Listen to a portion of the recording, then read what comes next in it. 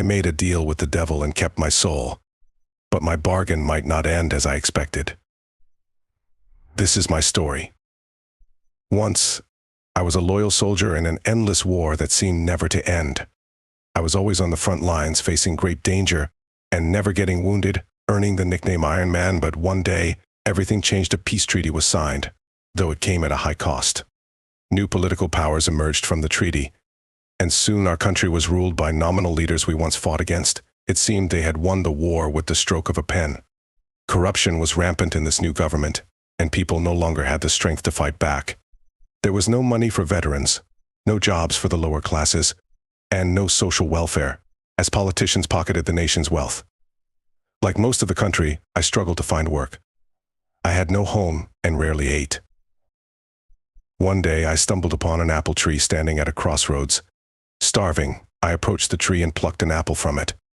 I sat down to savor this brief moment, hoping the apple would give me the strength to continue the next day. As I took my first bite, I noticed a dark shadow sliding across the ground. The hair on the back of my neck stood on end. I slowly lifted my head and saw a strange-looking man standing before me. The peculiar man was dressed in a green coat and leaned on a golden cane adorned with sapphires. The man looked quite dignified, but then I realized he had goat hooves instead of feet. I jumped up in fear, dropping the apple, and stared at the goat hooves. I reached for my rifle on my back when the strange man began to speak. "I know what you need," the man said. I froze for a moment, more out of curiosity than anything else, and stopped to listen to what this strange man had to say. The man in the green coat leaned forward, resting on his cane, and smirked as he continued speaking. "I'll give you money and property, as much as you can spend in a lifetime." I shook my head, trying to make sense of the situation, and muttered in response, "Who? What? What are you talking about?" The man in the green coat ignored my questions and continued, however, he paused for a moment to add some drama, waiting to see if I would flinch at his words. "Before I give you everything your heart desires, I need to know if you're fearless. I don't want to give my money to a coward." A strange man doubting my courage immediately caught my attention, and I sharply responded to him. "A soldier and fear, how can they be paired? I can endure any test of bravery." The man grinned widely and replied, "Good, look behind you." I turned around and suddenly a large, growling bear with red eyes was charging at me. I screamed for a moment in surprise, not understanding where the bear came from. But my training quickly kicked in, and I grabbed my rifle, took aim, and fired a shot right between the bear's eyes. It dropped dead. The strange man grinned from ear to ear and said, "Very good. You're not lacking in courage, but there is one more condition you'll have to meet." I began to realize who this man was. Goat legs, the sudden appearance of the bear out of thin air. And now he wanted to make a deal. I figured I must be speaking with a demon, or the devil himself, so I quickly interrupted him to make a counteroffer. Standing tall, I declared with conviction, "If I can keep my soul in salvation, I'll consider your offer. Otherwise, I want nothing to do with it." The devil's face became expressionless as he leaned closer, sizing me up from head to toe, sniffing me long and hard, as if I were some sort of food. He turned away and began to pace slowly, playfully swinging his cane. The man moved and spoke like some demonic ringleader, and his expression changed from emotionless to sinister as he grinned and began to speak. A counteroffer. How intriguing. The devil grinned and stared into my eyes as if trying to bore a hole into my soul. This was clearly an amusing game for him, and he played with me like a cat plays with its prey. He continued, "How about this? For the next 7 years you won't bathe, comb your hair, cut your nails, or pray. I'll give you a coat and cloak that you must wear. If you die within those 7 years, you're mine. If you survive, you're free, and I'll shower you with all the wealth for life."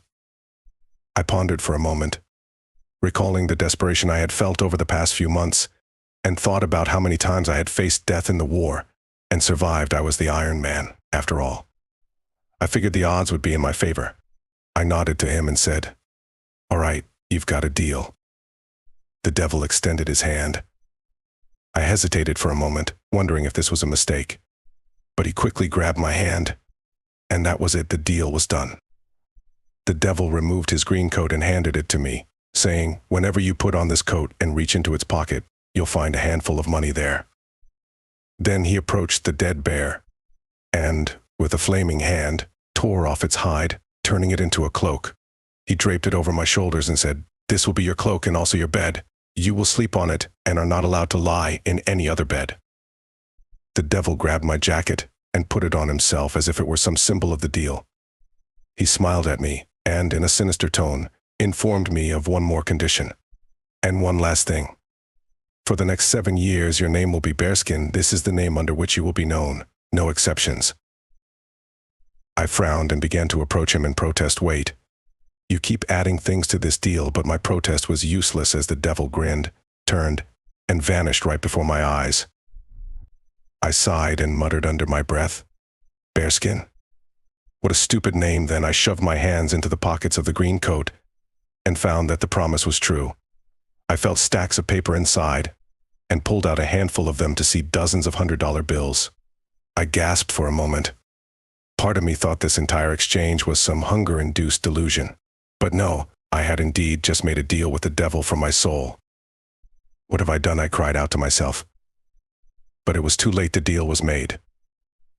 I decided I would play the devil's game. I would keep my soul clean and not let the money corrupt it. I began to travel, doing good in the world.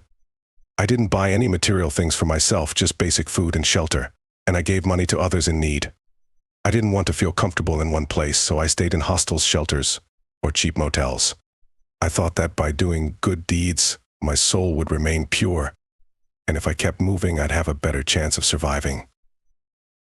In the first 2 years, my appearance changed from normal to barely acceptable. By the 3rd year, I reeked like a rotting corpse and looked like some sort of cryptid bear cub. I was covered in filth, my hair had grown long and tangled, and my nails had become long and curled. I was a mess, and it was becoming increasingly difficult to be accepted among the populace. Everyone who saw me ran away. But because I paid off my debts, I always managed to survive and find some shelter and food. This was a 7-year war, and I was determined to win it. In the 4th year, I arrived in a growing town in the east. The only option for lodging was a motel under renovation. Half of the rooms were still dilapidated and unsafe. However, the owner refused to rent me a room. He said it was because I would scare away customers. So I reached into both pockets and pulled out a pile of money, tossing it onto the counter. The owner's eyes widened, and he agreed to let me stay, but only in one of the dilapidated rooms. I also had to promise that no one would see me, saying he'd evict me if I scared away the customers. One evening, as I sat on the dirty bed, I began to daydream about my future when I heard loud sobbing from the next room. I had to stick to my plan. I had to help those in need. I decided to risk being seen and knocked on their door. An old man answered, his cheeks wet with tears, the sound of his sobs still echoing. When he saw me, he jumped in fear and was about to run when I spoke. It seemed that a human voice coming from my hair and dirt piqued the old man's curiosity, so he stopped to listen. I asked the old man, "What happened? Why all the tears?" The old man began to tell his story. He had recently lost all his money in a business deal. He had even lost his house. The motel was the only place he could afford a roof over his head for his daughters and himself, and they barely had enough food for 2. The motel was being upgraded, which meant the new owner wanted them to leave as they couldn't afford to stay. Seeing how desperate he was, I made him an offer. "I will give you money, but you must promise me something in return." He asked me with some suspicion, "What do you want in return?" "If I give you this money, you must give me your daughter's hand in marriage," I responded. He hesitated, then asked to see the money. I reached into my coat pockets, took out a large amount of money, and handed it to him. The old man stared at the cash for a moment, and began to cry tears of joy. He quickly called his 3 daughters into the room. The 3 young women walked in, and I could immediately see why the old man cried over the idea of losing them to poverty. Each girl was beautiful in her own way. The oldest had thick, flowing black hair. The middle one had stunning green eyes and wavy red hair. And the youngest had golden blonde hair and blue eyes that seemed to sparkle like the ocean on a clear day. He presented the money to his daughters and explained the proposal. The oldest daughter immediately shrieked and refused to marry me. She was terrified of how I looked. The middle daughter stared at me for a long time before finally shaking her head. The youngest daughter, however, approached me calmly, looked into my eyes and declared, "A good man who helps my family will be my husband." The old man was happy, and we agreed that the marriage would take place in 3 years. I didn't want to put the young woman through an immediate marriage, as I still had to complete my 7-year challenge. But I promised her that we would wed after those 3 years passed. She asked for a token of our agreement, and I gave her half of the gold ring I wore on my finger, keeping the other half for myself. Satisfied with the arrangement, I moved on. I had to keep moving to keep myself from getting too comfortable, thus improving my chances of survival. I traveled, continuing my mission of helping people and doing good deeds. I soon found myself in the midst of my 7th year. One day, as I sat on a bench in a small town, I glanced at the ring. Its other half would soon be reunited with its twin, as my years of wandering were nearly over. The sun began to set, casting its orange glow over the small town. Suddenly a dark shadow fell over me, and the air turned cold as if the world had been draped in a shroud of darkness. I shuddered, realizing who had arrived, and turned to see the devil standing behind me. He had an irritated look on his face, as if someone had spoiled his fun. He looked me up and down as he sized me up, then finally spoke with disappointment in his voice. "Congratulations, Bearskin, you have won our bet." I sat up tall and gave him a smirk. The devil sneered in return, displeased with his loss. He reluctantly removed my bear hide cloak and held out my old uniform jacket. "Here, take this wretched thing," he grumbled. I took my uniform jacket from him, then smiled as I watched the devil. He glared at me for a long moment, as if he wanted to crush me under his golden cane, then finally turned and stormed off. I heard him mutter as he disappeared into the growing darkness, "I'll catch you next time." With that, the devil vanished. I stood still for a moment, then fell to my knees, laughing in joy, shouting, "I did it. I'm free." I looked around, spotting a water fountain in the middle of the square. As I approached it, I realized just how dirty I had become. There was a large mirror near the fountain. I hadn't seen my reflection in years, and I had become a hideous, monstrous sight to behold. My hair was long and thick with clumps of mud. My beard was tangled, filthy, and covered in food. My nails were curled and filled with gunk, and my clothes were practically rags. I took off the bear hide cloak and tossed it into the trash. I quickly bathed in the fountain, cleaned my uniform, and shaved my long beard. I stood tall, proud, and free. My heart soared as I thought of the young woman who had promised herself to me. We would finally be wed. As I rushed off to find her, I reached into my pocket, hoping to find something to offer. When I pulled out my hand, there was a large gold ring with sapphires on it, just like the one the devil had once worn. I laughed and tucked it back into my pocket. I guess I get to keep that too. When I finally arrived at her doorstep, I knocked. The old man answered, and his eyes widened with joy. He quickly called his daughters into the room.